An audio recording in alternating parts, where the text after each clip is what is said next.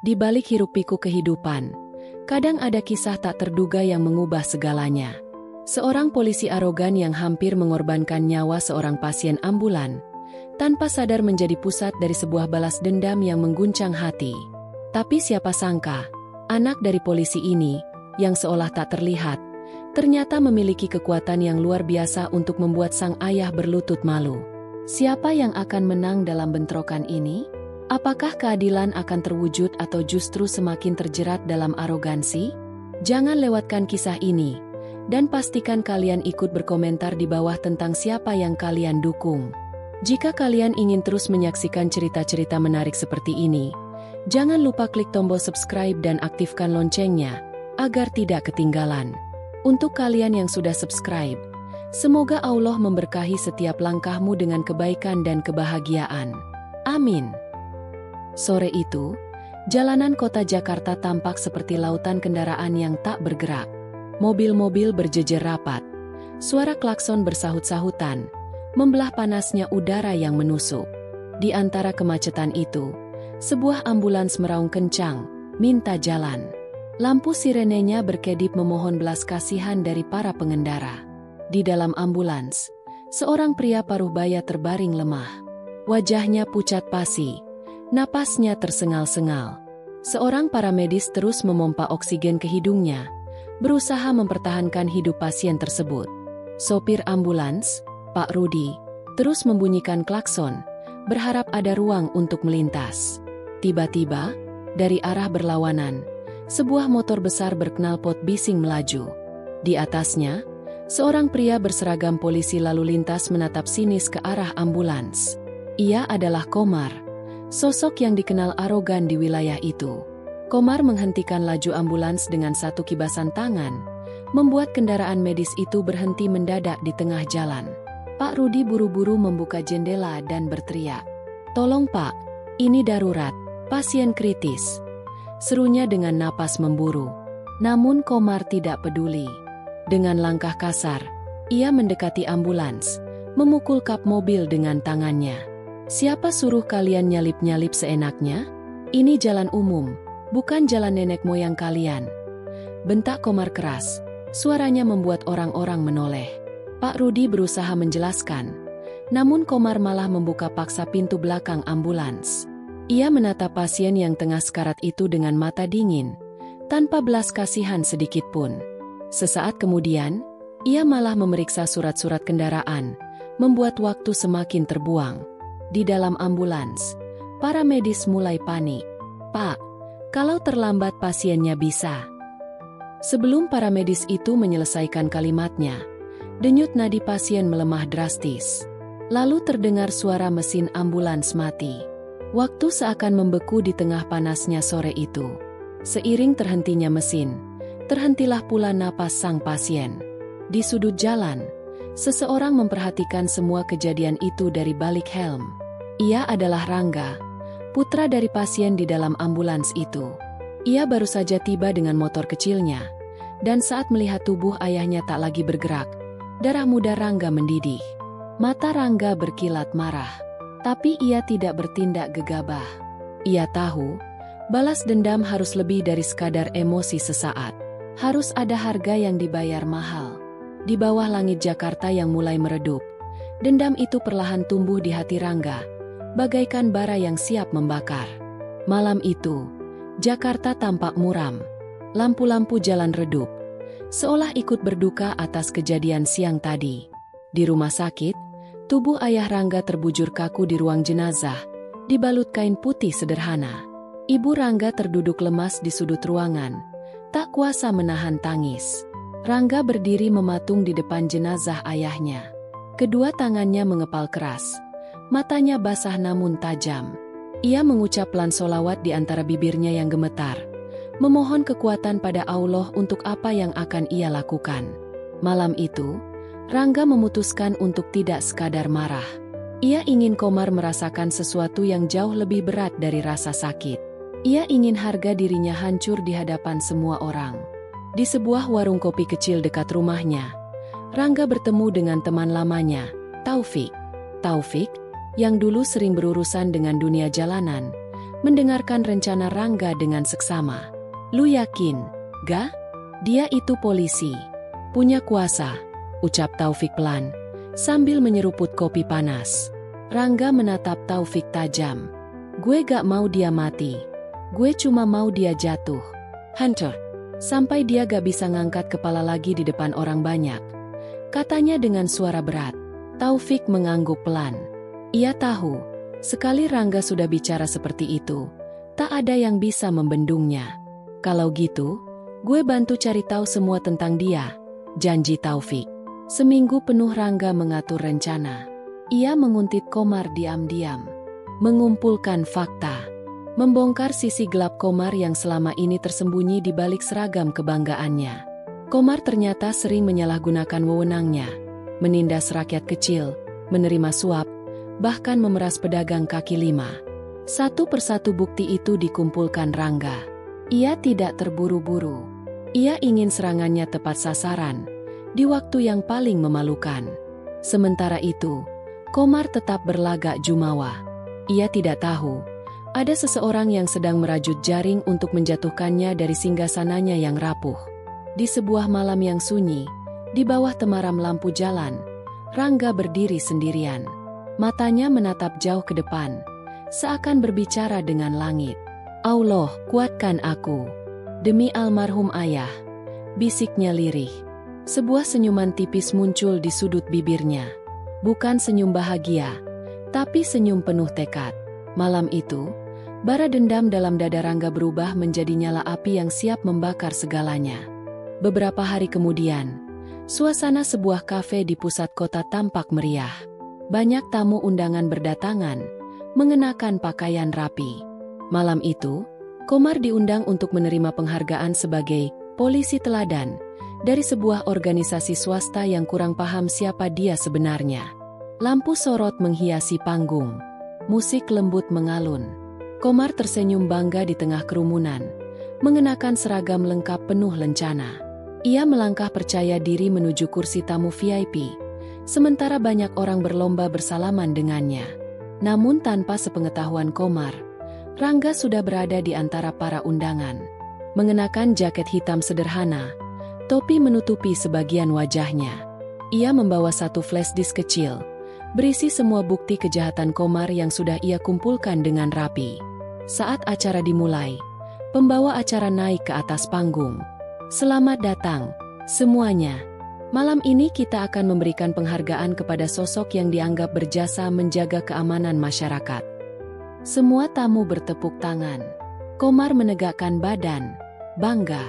Namun, sebelum penghargaan diberikan, layar besar di belakang panggung tiba-tiba menyala. Bukan video sambutan seperti yang direncanakan, tapi rekaman CCTV. Terlihat jelas sosok Komar memeras seorang pedagang kaki lima, lalu menerima amplop tebal dari seorang preman. Orang-orang mulai berbisik. Suasana berubah. Wajah Komar memucat. Belum sempat ia bangkit, muncul rekaman lain. Komar dengan arogan menendang dagangan seorang ibu tua, memaki dengan kata-kata kotor. Beberapa tamu undangan perempuan menutup mulutnya. Syok. Ada yang langsung mematikan rekaman itu. Ada pula yang buru-buru memanggil pihak keamanan. Komar berdiri, menahan marah. "Siapa yang berani mainin ini? Hah!" Teriaknya menggema di seluruh ruangan. Namun semua mata kini menatapnya dengan jijik. Sementara itu, dari sudut ruangan, Rangga hanya tersenyum tipis. Ia sudah menyiapkan satu kejutan lagi.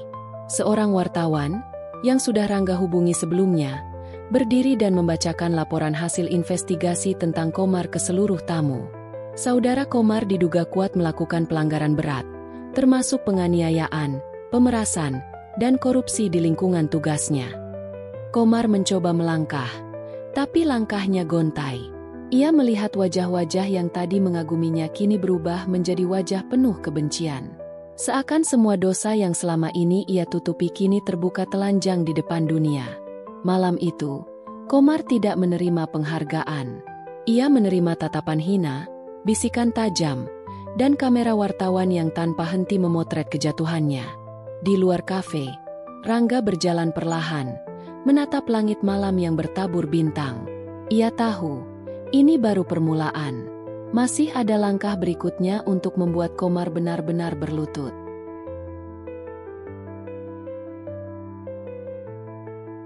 Komar pulang malam itu dengan wajah kusut, mata merah menahan amarah.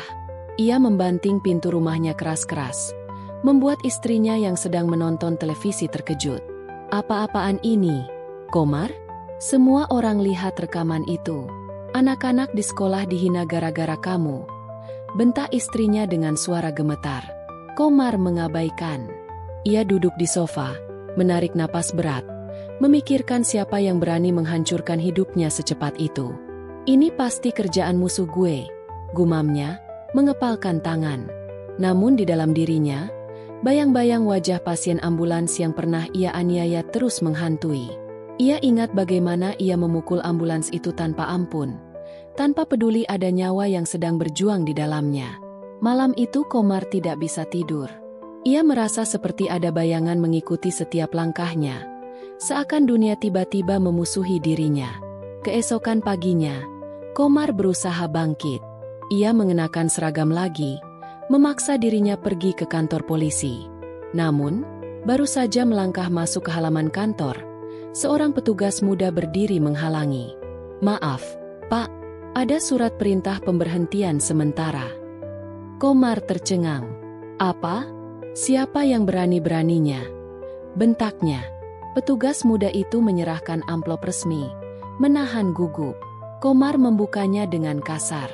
Di dalamnya tertera jelas, diberhentikan sementara dari seluruh tugas operasional untuk pemeriksaan etik dan pidana.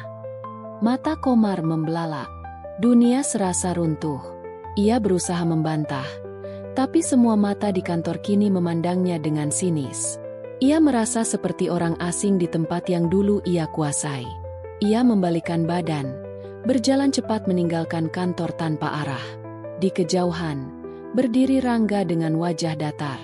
Ia memperhatikan semua itu dari balik kaca mobil. Rangga menyalakan mesin mobil pelan-pelan, mengikuti langkah Komar dari kejauhan.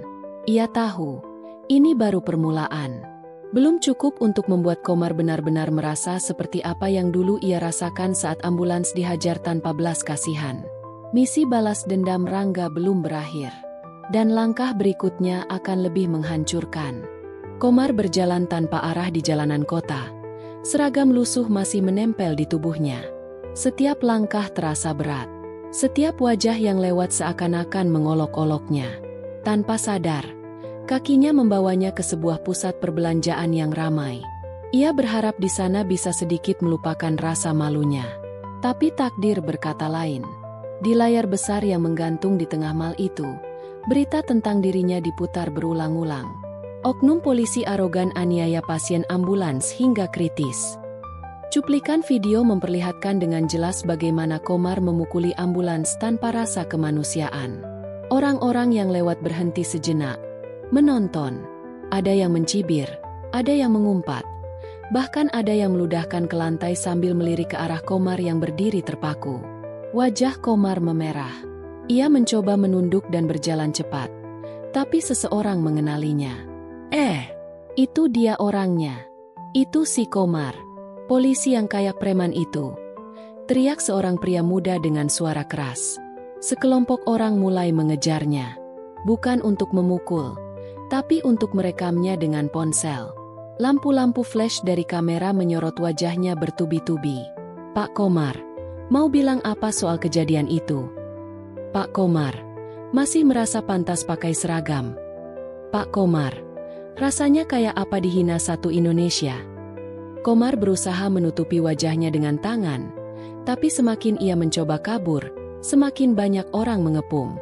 Dalam sekejap, wajah Komar yang dulu dihormati kini menjadi bahan tertawaan di mana-mana. Bahkan ada seorang bocah kecil yang berteriak polos. "Papa, itu kan polisi jahat yang lawan ambulans." Komar hampir menangis di tengah kerumunan itu. Ia akhirnya memaksa lari, menabrak orang-orang, hingga terjatuh di trotoar. Lututnya berdarah, namun ia tetap bangkit, melarikan diri sejauh mungkin. Di kejauhan, dari dalam sebuah mobil hitam, Rangga menyaksikan semua itu dengan tenang. Ia tidak tersenyum, tidak juga marah. Baginya, ini bukan soal tertawa puas. Ini tentang memberikan pelajaran yang tak akan pernah dilupakan. Dan pelajaran berikutnya akan lebih menampar harga diri Komar. Malam itu, Komar pulang dengan tubuh lelah dan pikiran hancur. Rumah yang biasanya terasa nyaman, kini seperti penjara sunyi yang menghakiminya. Ia masuk, melempar seragam ke lantai, dan duduk di kursi ruang tamu. Handphonenya bergetar terus-menerus. Puluhan notifikasi masuk, berisi hujatan, makian, dan ancaman. Namun satu pesan membuatnya terpaku. Sebuah undangan dari sebuah rumah sakit besar di kota. Datanglah, Komar, jika ingin memperbaiki semuanya. Ini kesempatan terakhirmu. Tak ada nama pengirim. Hanya ada lokasi dan waktu. Besok malam, pukul 9. Komar tidak berpikir panjang. Entah dorongan rasa bersalah, atau rasa ingin menebus dosa, ia pun memutuskan untuk datang. Keesokan malamnya, hujan turun deras membasahi kota. Komar tiba di rumah sakit dengan setelan sederhana, tanpa seragam kebanggaannya. Ia masuk ke lorong sepi yang diterangi lampu redup. Suasana terasa mencekam. Setiap langkah kakinya bergema. Di ujung lorong, sebuah pintu kayu terbuka perlahan. Dari dalam, aroma obat-obatan bercampur bau antiseptik menyengat hidung. Komar melangkah masuk. Di dalam ruangan itu, ada seorang pria muda berdiri membelakanginya. Tinggi, tegap, dengan aura dingin yang memancar kuat. Komar merasakan ada sesuatu yang aneh, namun ia belum menyadari sepenuhnya. Pria itu berbalik perlahan, dan begitu Komar melihat wajahnya, darah di tubuhnya terasa berhenti mengalir. Matanya membelalak, bibirnya bergetar. Itu adalah Rangga. Wajah Rangga persis seperti almarhum istrinya, Rina, wanita yang dulu pernah Komar sakiti dalam sebuah operasi penangkapan yang keliru. 20 tahun lalu, Komar yang masih muda dan arogan, pernah memimpin penggerebekan salah alamat. Rina yang sedang hamil besar waktu itu dipukul, diseret, hingga mengalami keguguran. Komar lolos dari sanksi karena menutupi kejadian itu bersama atasannya. Rangga adalah anak yang kehilangan ibunya gara-gara Komar. Komar jatuh berlutut. Mulutnya berusaha mengeluarkan kata-kata, tapi hanya suara serak yang keluar. Rangga mendekat, menatapnya dengan mata dingin. "Masih ingat dosa lama itu, Pak Komar?" Suaranya berat, penuh tekanan emosi. Komar menunduk dalam, merasakan semua beban masa lalu runtuh di pundaknya. Tidak ada lagi pembelaan, tidak ada lagi harga diri. Dan itu baru permulaan dari rencana balas dendam Rangga yang lebih besar. Rangga menatap Komar yang kini berlutut gemetar di hadapannya. Tak ada ampun di matanya. Dendam yang selama ini dipendam dalam diam, akhirnya menemukan jalannya. "Bangun!" Suara Rangga datar, tanpa emosi. Komar perlahan berdiri, dengan lutut gemetar, tak berani menatap mata Rangga.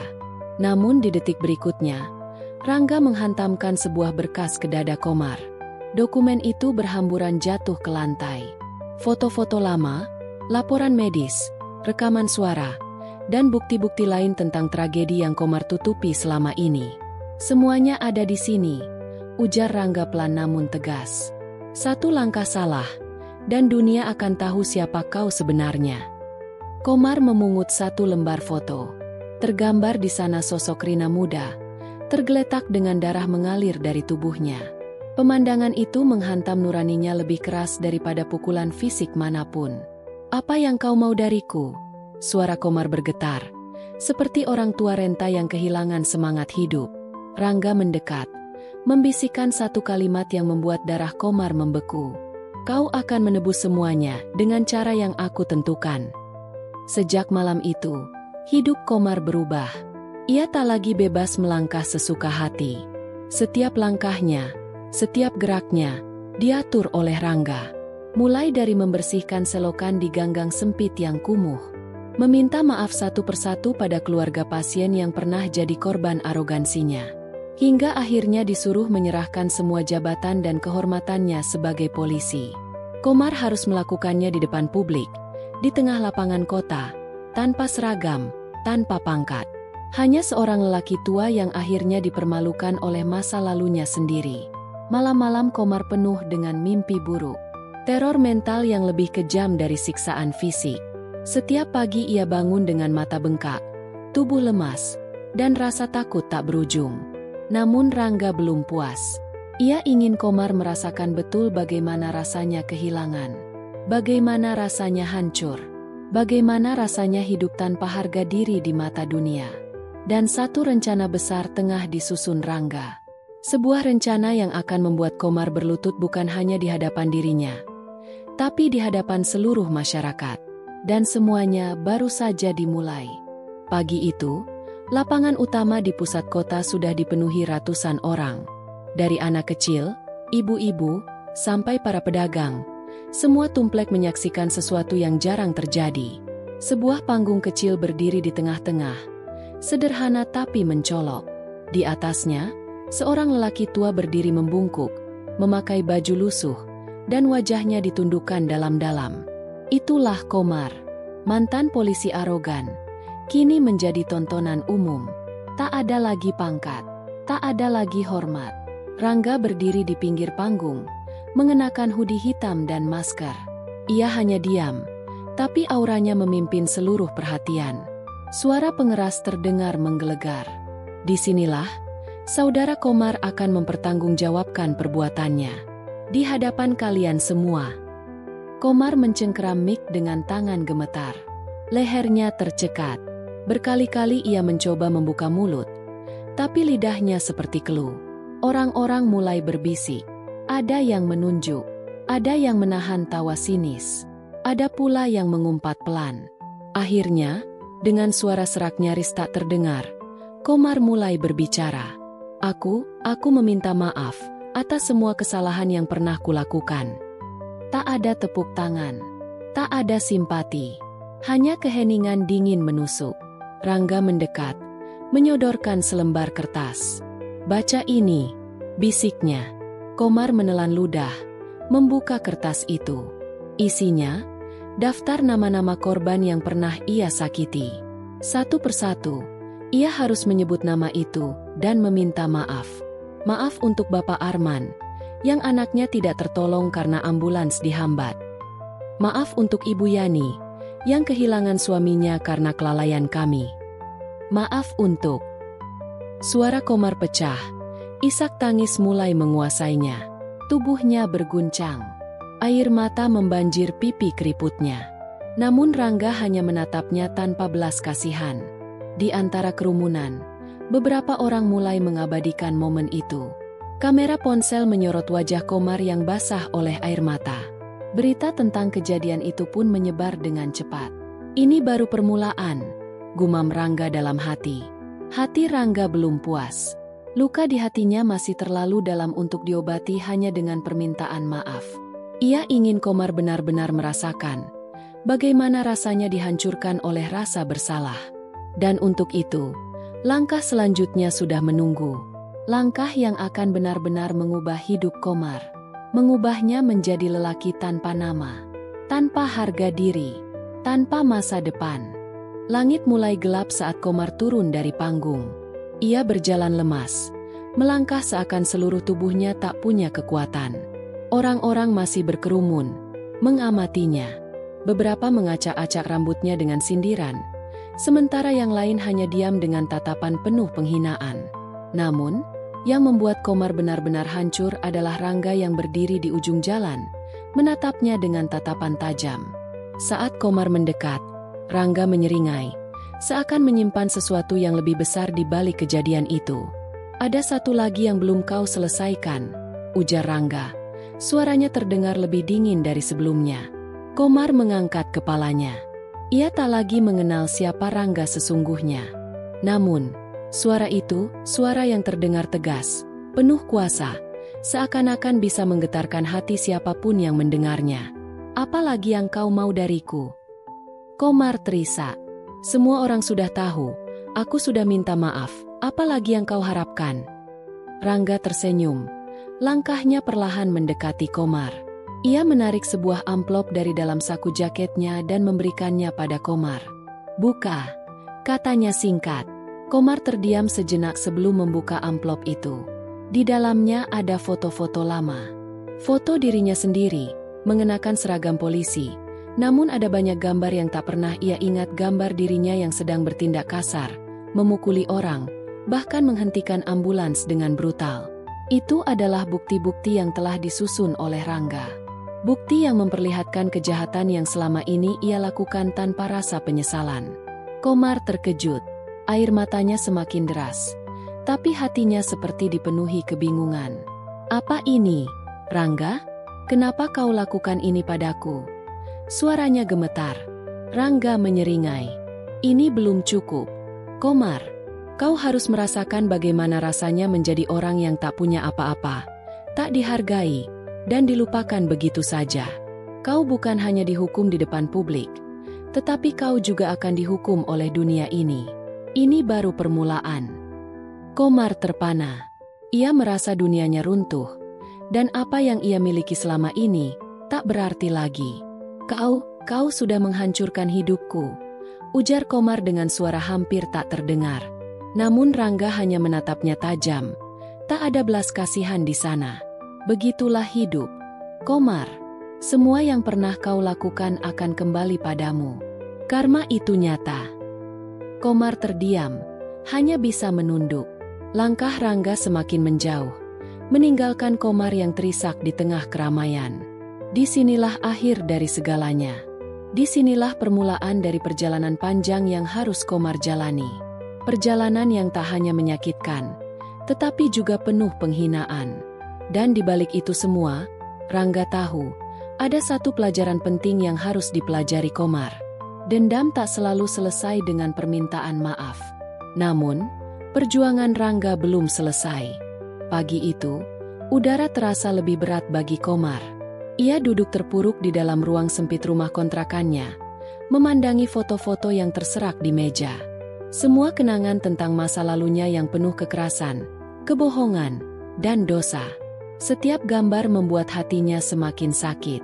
Tidak hanya itu, Komar merasa dunia ini seperti menolaknya. Hatinya dipenuhi kebencian yang semakin membara. Namun, di tengah kesedihannya, ia mendengar suara pintu yang diketuk pelan. "Ada apa, Komar?" Suara itu terdengar akrab, meski tak begitu hangat. Itu adalah suara Rangga, yang datang dengan membawa sesuatu yang lebih besar dari sekadar gambar-gambar itu. Komar menatap Rangga, yang kini berdiri di ambang pintu. "Kenapa kau datang lagi? Apa kau masih ingin menghancurkanku lebih jauh?" ujarnya dengan nada putus asa. Rangga melangkah masuk tanpa berkata apapun, membawa sebuah map besar di tangannya. Ia meletakkannya di meja, lalu duduk di kursi depan Komar. "Ada hal yang perlu kau ketahui lebih lanjut, Komar," kata Rangga dengan suara yang tenang, tetapi penuh tekanan. Komar menatap Rangga bingung. "Apa lagi yang kau bawa? Kau sudah melihat aku hancur. Kenapa masih terus melakukan ini?" Rangga membuka map itu dan menunjukkan dokumen-dokumen yang dipenuhi tanda tangan dan cap resmi. "Ini bukan hanya tentang kamu, Komar," ujar Rangga. "Ini tentang orang-orang yang kau sakiti. Aku punya bukti-bukti lebih besar yang bisa menghancurkan sistem ini." Komar terdiam, tidak bisa berkata apa-apa. Ia merasa seperti terjebak dalam pusaran yang semakin besar. "Jika kau mau bertobat, Komar," lanjut Rangga dengan lebih serius, "aku bisa membantumu, tetapi ada harga yang harus kau bayar. Dan harga itu tak mudah." Rangga berdiri dan menatap Komar dengan tatapan tajam. "Kau bisa melanjutkan hidupmu dalam kehancuran, atau kau bisa memperbaikinya dengan cara yang benar." Komar merasakan keheningan yang dalam. Air matanya kembali mengalir, tetapi kali ini bukan karena rasa sakit, melainkan karena rasa penyesalan yang lebih mendalam. Apakah aku masih bisa kembali, Rangga? Apakah ada kesempatan bagiku?" Suara Komar hampir tak terdengar. Rangga tersenyum samar, namun tidak ada kehangatan di senyum itu. "Segala sesuatu masih mungkin, Komar. Tapi kau harus memilih jalanmu dengan bijak." Dengan langkah yang tegas, Rangga berjalan menuju pintu, meninggalkan Komar dengan keputusan besar yang harus diambil.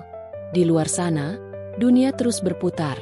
Namun bagi Komar, hidupnya kini berdiri di persimpangan yang menentukan. Komar tahu, ini bukan akhir dari perjuangannya. Ini baru saja dimulai. Dendamnya yang telah diselesaikan harus digantikan dengan usaha dan penyesalan yang sejati. Namun, pertanyaan besar masih menggantung di benaknya. Apakah ia benar-benar mampu berubah? Hari-hari berikutnya bagi Komar terasa sangat berat. Setiap langkah yang ia ambil seakan dipenuhi dengan beban berat. Meskipun Rangga telah memberinya kesempatan, Komar merasa seperti terjebak dalam dirinya sendiri. Selama bertahun-tahun, ia hidup dalam bayang-bayang kemarahan dan kebencian. Kini, ketika ia harus menebus semuanya, ia merasa tidak tahu harus mulai dari mana. Namun, Rangga tidak membiarkannya terjebak terlalu lama dalam kebingungannya. Dengan tekad yang kuat, Rangga mengajak Komar untuk mendalami lebih dalam soal perubahan yang harus ia jalani. Bukan hanya tentang apa yang kau lakukan, Komar, kata Rangga suatu hari. Ini tentang siapa kau sebenarnya dan apa yang ada dalam hatimu. Jika kau benar-benar ingin berubah, mulai dari sini. Komar menatap Rangga, bingung. Maksudmu? Mulai dari mana? Rangga tersenyum tipis, lalu menunjuk ke sebuah buku kecil yang ada di meja. Mulailah dengan ini, ujarnya. Buku ini adalah tentang pemahaman sejati, tentang menata hati dan kembali kepada jalan yang benar. Kamu harus menghadapinya dengan tulus. Komar mengambil buku itu dengan tangan gemetar. Buku itu sederhana, namun ada sesuatu yang menggetarkan di dalamnya. Ia membukanya perlahan, membaca setiap kata yang tertulis dengan penuh perhatian. Hal-hal yang selama ini tak pernah ia pikirkan tiba-tiba muncul begitu jelas. Kata-kata dalam buku itu seakan berbicara langsung ke hatinya. Satu kalimat dalam buku itu membuat Komar terhenti sejenak. Hanya dengan membersihkan hati, kamu bisa memulai hidup yang baru. Air mata Komar kembali mengalir. Namun kali ini, ia merasakannya sebagai awal dari sesuatu yang jauh lebih baik. Ia menutup buku itu dan mengangkat wajahnya ke Rangga. Apakah ini berarti aku bisa mulai berubah? Tanyanya dengan suara penuh keraguan. Rangga mengangguk dengan penuh keyakinan. Perubahan tidak datang dalam semalam, Komar. Tetapi jika kau tulus, Allah akan menunjukkan jalan. Yang penting adalah langkah pertama. Hari itu, Komar mulai menapaki jalan baru. Mungkin langkahnya masih ragu, namun ia tahu bahwa ia harus mencobanya. Perjalanan untuk menebus kesalahannya baru saja dimulai. Dan meskipun banyak hal yang harus ia hadapi, Komar merasa sedikit lebih ringan. Perubahan itu memang sulit, tapi ia mulai percaya bahwa setiap langkahnya menuju penebusan adalah langkah menuju kedamaian hati yang sejati. Namun, tantangan terbesar masih menantinya. Komar harus menghadapi masa lalunya yang kelam, dan tidak semua orang yang pernah ia sakiti akan mudah memaafkan. Tapi satu hal yang pasti, Komar tidak lagi berjalan sendirian. Komar memulai hari-harinya dengan penuh keteguhan. Namun, meskipun ia merasa ada perubahan dalam dirinya, bayang-bayang masa lalu terus menghantuinya. Ada satu kejadian yang tidak bisa ia lupakan, suatu peristiwa yang mengubah hidupnya dan orang-orang di sekitarnya. Hari itu, Komar duduk di sebuah warung kopi sederhana, merenung sambil memandang jalanan yang sibuk. Ia tak pernah membayangkan bahwa perubahan dalam dirinya akan membawa konsekuensi besar. Saat ia meminum kopi, tiba-tiba suara keras terdengar di luar warung. Seorang pria berteriak, dan suara itu sangat familiar di telinganya. Komar menoleh, dan di sana berdiri seorang pria yang wajahnya tidak asing. Ternyata, itu adalah Ujang, seorang teman lama yang pernah ia sakiti. Komar merasa jantungnya berdebar, menyadari bahwa masa lalunya yang kelam kini telah kembali menghantuinya. Ujang mendekat dengan tatapan penuh amarah. "Komar!" teriaknya dengan suara yang gemetar karena marah. "Kau pikir dengan menghilang begitu saja, aku akan melupakan apa yang kau lakukan padaku?" Komar berdiri dan mencoba menenangkan dirinya, meskipun hati kecilnya bergetar. "Apa yang bisa aku katakan, Ujang? Aku tahu aku salah. Tapi aku sudah berubah. Aku ingin menebus kesalahanku. Ujang tertawa sinis. Menebus? Kau pikir itu akan cukup setelah apa yang kau lakukan? Kau menghancurkan hidupku. Komar. Kehormatan dan masa depanku lenyap begitu saja. Komar merasakan kepedihan di dalam dirinya. Ia tahu bahwa kata-katanya tidak akan bisa membalikan waktu. Namun ia tidak bisa mundur. Ia harus mencoba. Aku mohon maaf, Ujang, katanya dengan suara penuh penyesalan. Aku benar-benar menyesal. Aku tidak bisa mengubah masa lalu, tapi aku ingin memperbaiki apa yang bisa aku perbaiki sekarang. Ujang menatapnya tajam. Apa yang bisa kau lakukan untukku, Komar? Kau pikir permintaan maaf bisa menyembuhkan luka yang kau tinggalkan? Perasaan bersalah kembali membelenggu Komar. Ia merasa hampir putus asa, namun ada sesuatu dalam hatinya yang mendorongnya untuk tetap bertahan.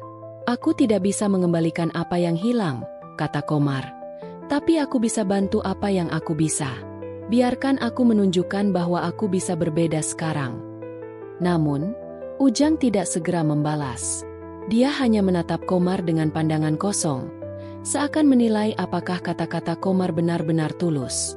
Beberapa detik terasa seperti berjam-jam, hingga akhirnya Ujang berkata pelan, "Kita lihat saja, Komar. Aku tidak yakin bisa melupakan apa yang kau lakukan. Tapi kalau benar-benar berubah, aku mungkin bisa memberi kesempatan." Komar merasa seakan beban besar mulai terangkat, meski sedikit. Itu bukan pengampunan penuh, tetapi itu adalah langkah pertama. Perubahan dalam hidup tidak selalu datang dengan mudah, dan Komar tahu bahwa ini baru awal dari perjalanan panjangnya. Dengan penuh semangat, Komar melangkah pergi dari warung kopi, tidak tahu apa yang akan terjadi selanjutnya. Namun, dia tahu satu hal pasti, perjalanan untuk menebus masa lalunya akan penuh tantangan, tetapi ia tidak akan menyerah. Terima kasih telah mengikuti kisah ini hingga akhir. Semoga cerita yang penuh kejutan dan emosi ini bisa memberikan pelajaran berharga tentang keadilan dan kekuatan hati. Ingat, kadang hal-hal kecil bisa membawa perubahan besar dalam hidup kita. Jangan lupa untuk like, komen, dan share video ini kepada teman-temanmu agar lebih banyak orang yang terinspirasi. Sampai jumpa di kisah selanjutnya. Semoga Allah selalu melindungi dan memberkahi kita semua. Amin.